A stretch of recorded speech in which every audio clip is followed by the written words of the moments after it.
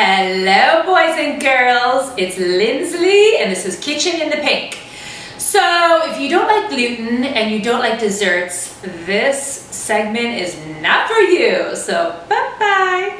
If you like dessert and you like chocolate, this segment is for you because we are making a chocolate rum bundt cake. Who doesn't love chocolate? Who doesn't love chocolate cake? It's good any time of the year, fall, winter, spring, whatever. Okay, so I am going to use cocoa. Don't buy that crappy stuff in the store, at the grocery store. No. You want gourmet cocoa. It does make a difference in the flavor. This is Valrhona unsweetened cocoa powder from Surfa's. It's a great chef store. They have an online store. Excellent. So use good cocoa. All I've done is taken a bundt pan and I've sprayed it with some the baking pan. I really like the baking pan because definitely stuff does not stick when you use the stuff. So use a baking pan.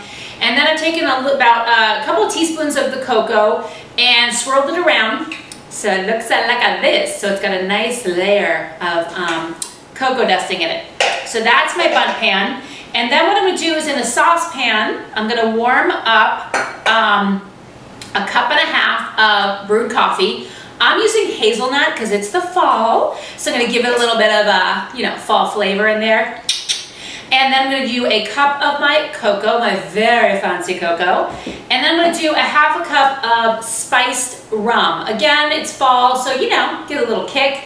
And I'm just using Costco brand because it's baking, so you don't have to use fancy rum, but I'm using spiced rum. And then I'm going to do 2 sticks of chopped up butter, unsalted butter, also in there.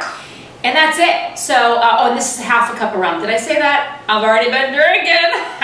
So I'm going to put that in the pan, and then we're going to come back, and my oven is at 325. Getting ready. All right? See you in a minute. This bundt cake is so delicious. First of all, who doesn't love a bundt? A bundt? What is a bundt? Remember my big fat Greek wedding? Yes, it is a cake with a hole in it. I don't know who invented the bundt, but I think it's fabulous. Plus, it's a really, really decadent, moist cake that is so delicious and rich and beautiful.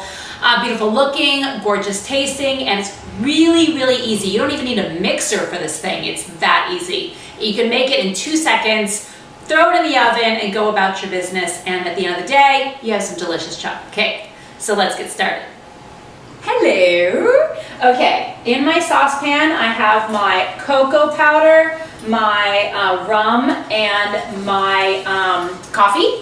And I'm heating that up on medium, and all I'm going to do is add my chopped up unsalted butter, 2 sticks, just like that. Try not to make a mess, but I know I will, because I always do. And all I'm going to do is whisk this until the butter is melted. And then I'm going to take this off of the stove, and I'm going to whisk in 2 cups of sugar until the sugar is dissolved. And then just transfer that into a large bowl and set it aside for it to cool down. Very simple, right? Okay, while my cocoa mixture is cooling, I am going to put together my other ingredients. So I've got in here 2 cups of flour, 1 1/4 teaspoons of baking soda, and a ½ teaspoon of salt, and also a ½ teaspoon of baking spices. If you can't find baking spice, you can just use cinnamon. Again, it gives that like fall flavor, which is really nice. You don't have to put it in if you don't want to, but I think cinnamon actually helps bring out the flavor of chocolate. I like Penzeys spices, P-N-Z-E-Y. They just seem to be good spices. So you're just gonna whisk that flour mixture together in a bowl, set that aside, and then in another small bowl, I'm going to whisk together 2 eggs, and a teaspoon of vanilla. Use good vanilla. Don't use that watered down stuff. You'll regret it. Okay, teaspoon of vanilla. Oh yeah, and we are almost done. I'm just gonna whisk this together. So fast, so quick. You do use a lot of bowls, but besides that, it's really simple. All right, now I'm gonna get my original chocolate mixture. Oh yeah, it's chocolatey, all right. And I'm going to combine my egg mixture into this. So again, you want to make sure that your chocolate mixture is cool because you do not want to cook your eggs when you add them. Just gonna add that in. And then I'm just going to add in my flour mixture. And I'm just gonna add it in and stir it up so that it's just combined. You do not have to mix this a lot. That's the beautiful thing about this.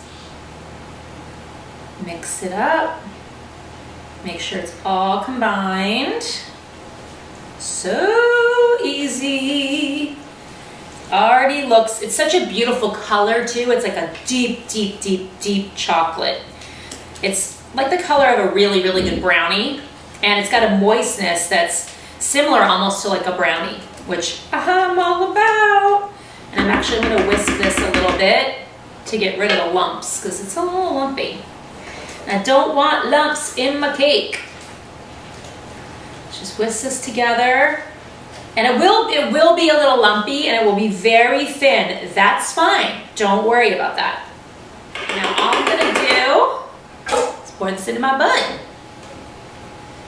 Yeah.